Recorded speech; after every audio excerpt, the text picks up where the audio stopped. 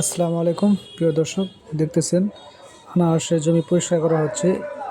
এই জমিতে পেঁপে চাষ করা হবে। আনারসের এবং পেঁপে চাষের বিস্তারিত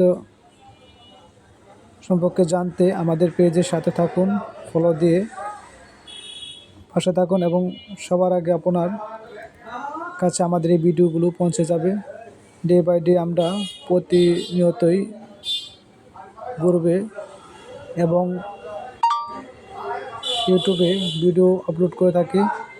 যদি আপনারা আনারস চাষ, পেঁপে চাষ, আদা চাষ এবং একই জমিতে ধান চাষ, মাছ চাষ সম্বন্ধে দেখতে চান, তাহলে আমাদের সাথে থাকুন। আমরা আজকে যে জমিতে উপস্থিত হয়েছি, দেখেন পরিষ্কার করতেছি। এই জমিতে আমরা পেঁপে লাগাবো।